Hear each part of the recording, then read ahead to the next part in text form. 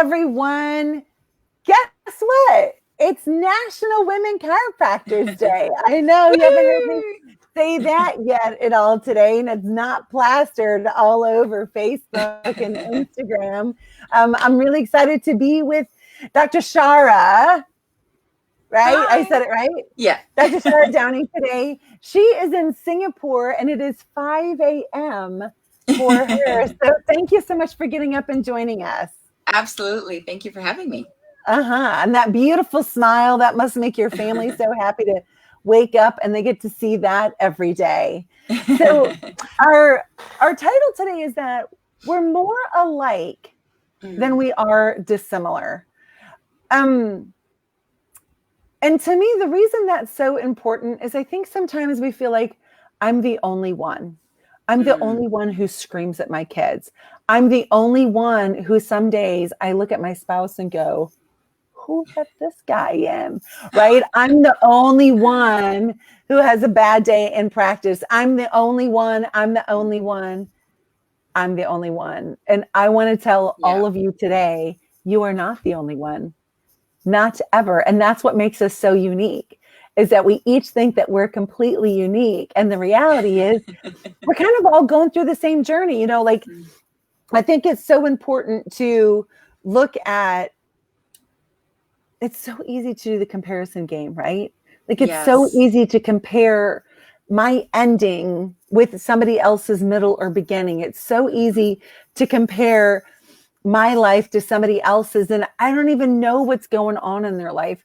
So let's talk about, how are things in Singapore as a practicing mom? Oh gosh, that's an amazing question. So just to give perspective, when I first moved here and I was single and, wasn't even married or anything, there was like 30 chiropractors.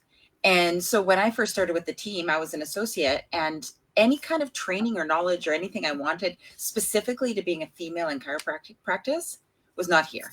I had to seek it out myself. So I was contacting doctors in Australia. I had a team of friends in the US that was also practicing. But I remember so clearly my principal doctor saying to me, you know what, you just got to figure it out. And his first question in my interview was, well, when do you plan on having kids? I wasn't even married.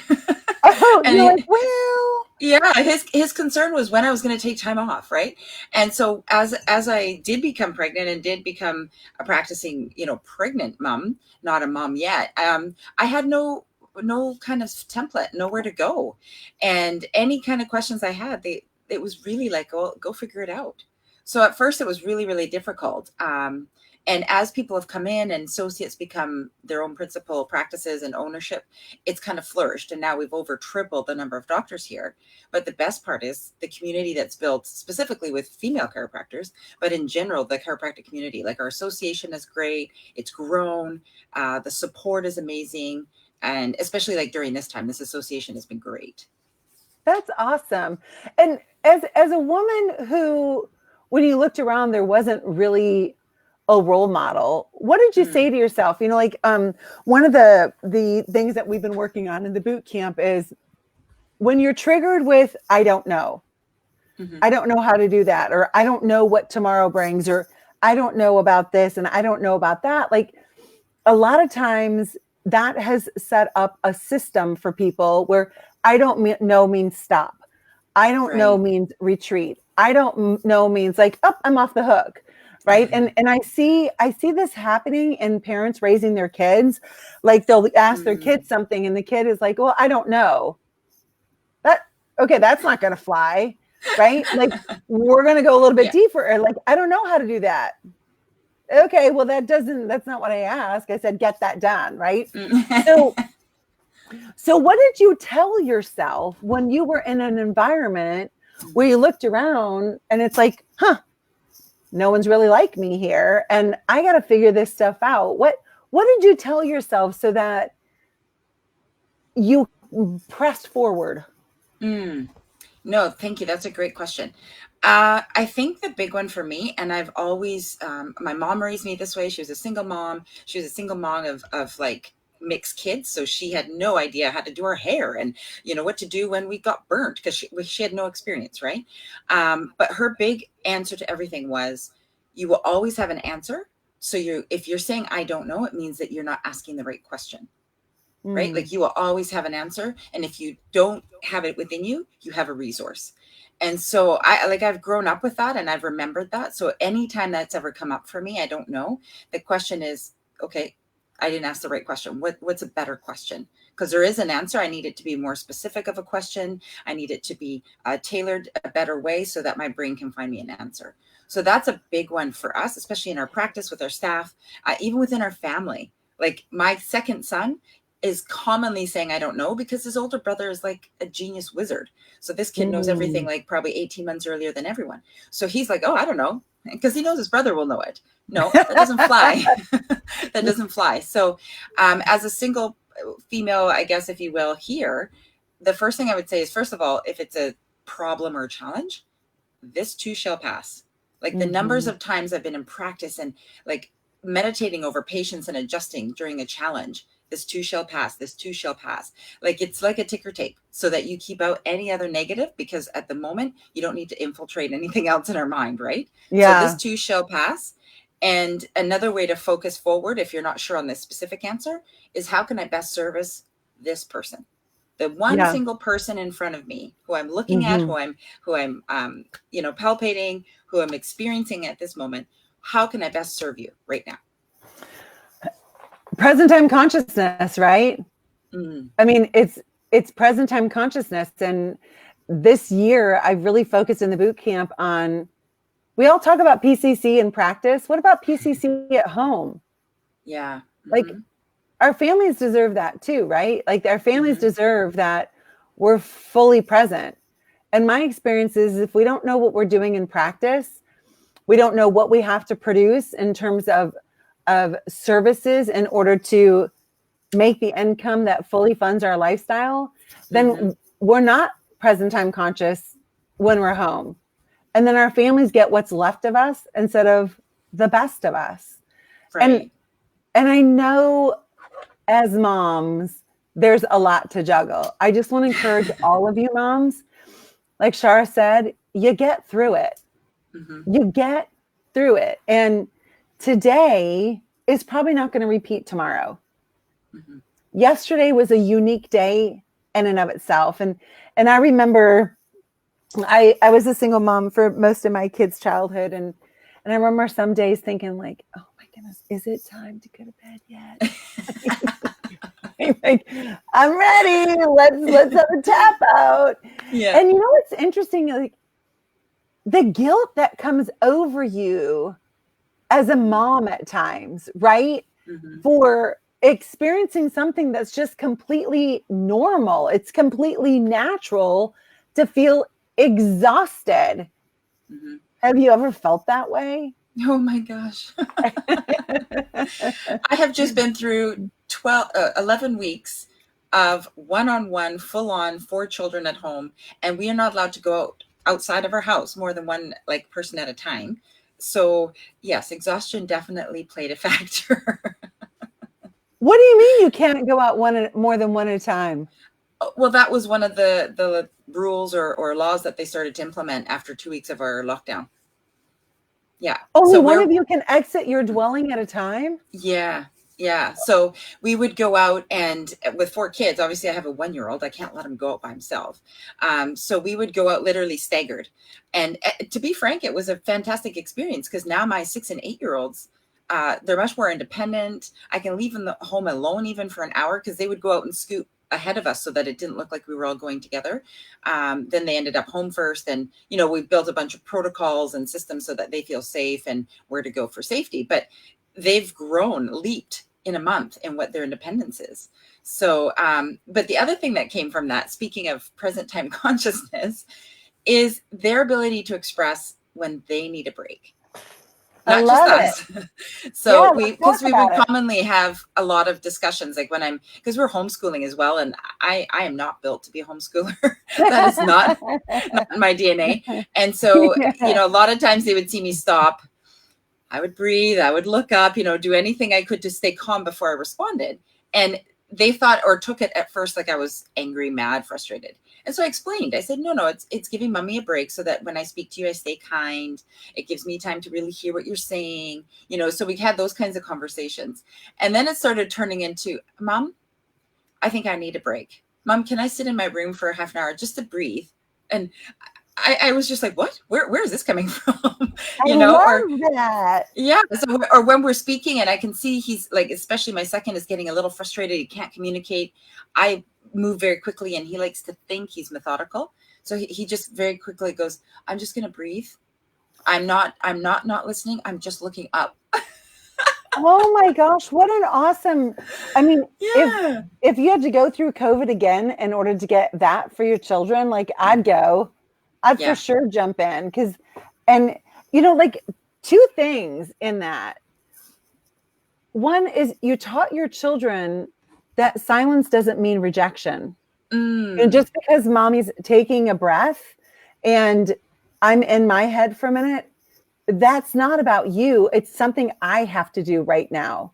Right. So I think that, like they're learning too, that other people, how they are, isn't me. It's what they need to do. And you gave them such an awesome coping skill of like, I don't have to yell. I don't have to have a temper tantrum. Just got to breathe through it. Like, I love that. I love that. I love that. I love that. So congratulations to you and your family. That's an incredible skill. Well, sometimes it comes from necessity. Amen. Right. Which necessity is what the greatest teacher or the mother of invention or something like that. So very cool. So,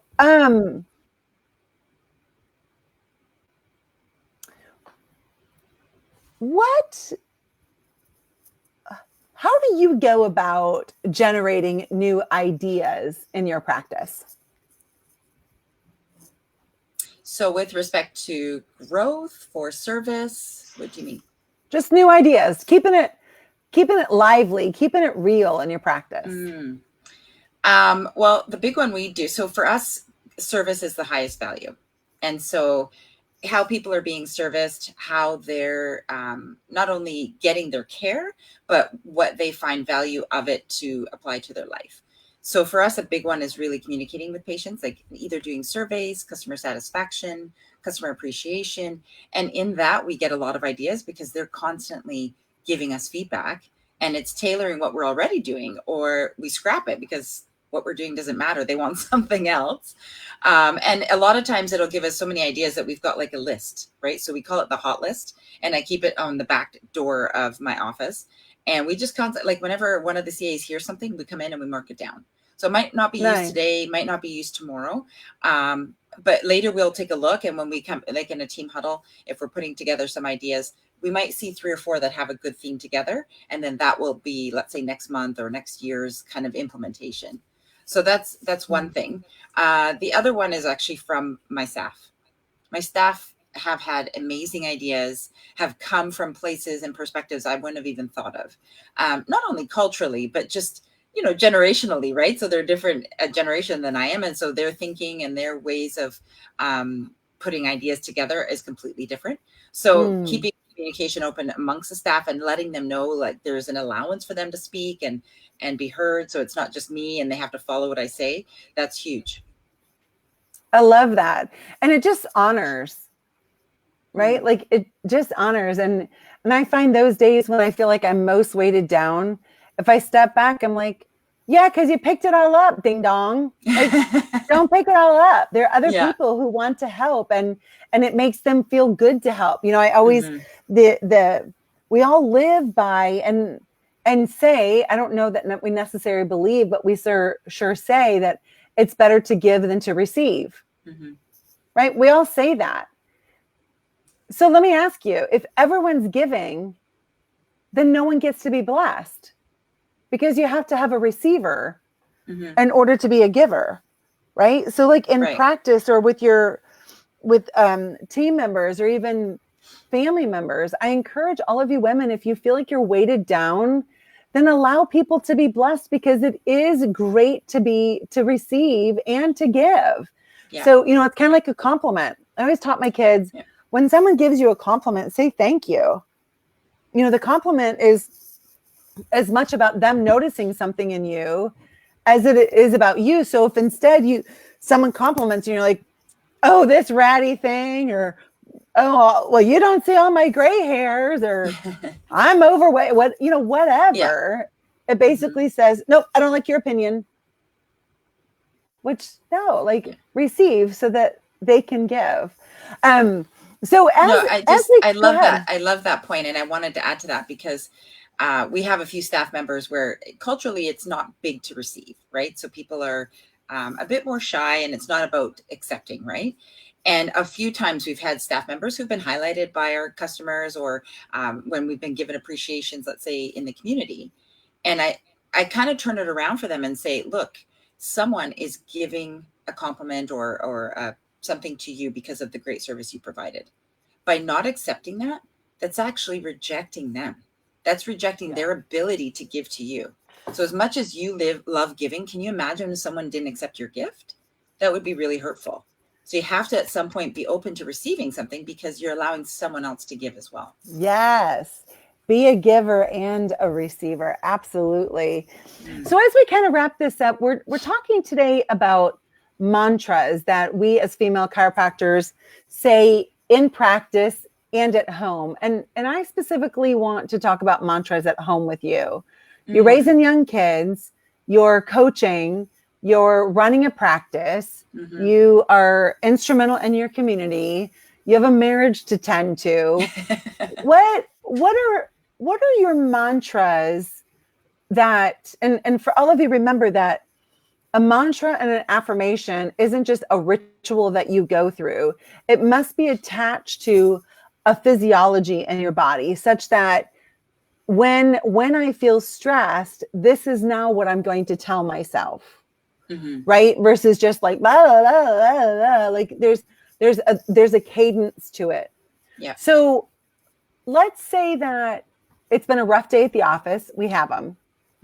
You get home, and in your mind, your kids, like the house was going to be cleaned, dinner was going to be done, like, that fantasy thing.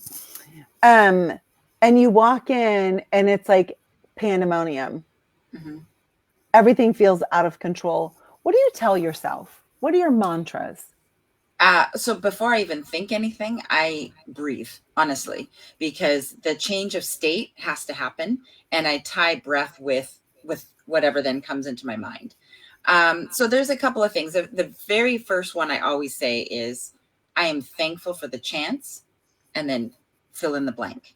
So I am thankful for the chance for coming home and seeing these guys before they go to bed. So the house is a mess. They're screaming their head off. They're not going to bed properly for dad, but I'm thankful for the chance for coming home and seeing these guys before they go to bed. So that, for example, the other big one is if I'm in the middle of a conversation with someone at home and it might not be going my way, or I might not be in a great place, right? So my kids know that it's okay to be angry, upset, frustrated, because everyone has a bad day. We just can't speak unkindly to others, right? Like it doesn't give us license to not speak unkindly. So if I'm in that place, my first mantra is obviously breathe, but then, you know what? I love you. I love you. And honestly, I just constantly say that in my mind because it literally changes my body. So I don't come out aggressive or wanting to fight back.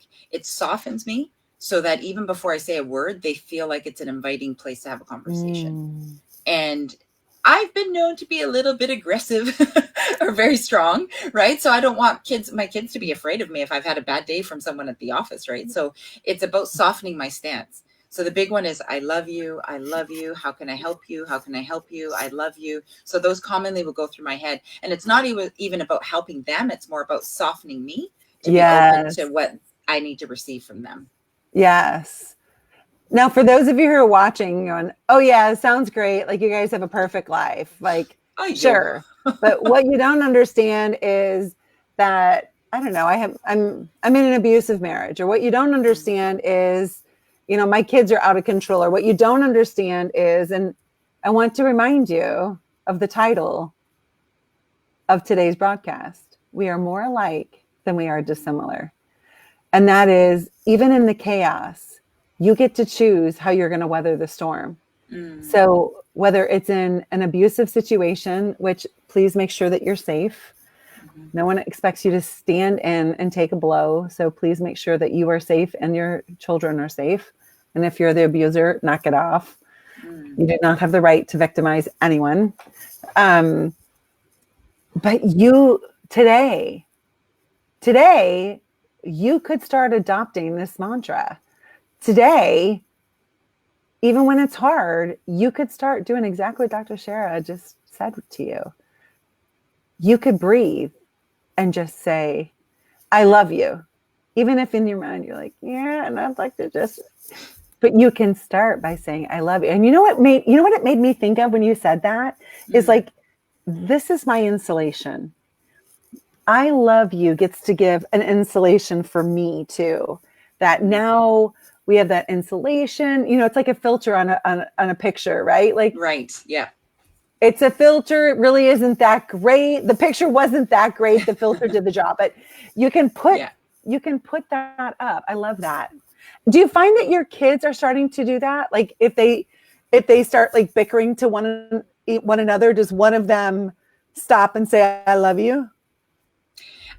Yes and no. Sometimes they'll stop and they'll, be quite grumbly about it, but they'll be like, I need a break. And then they walk out of the room.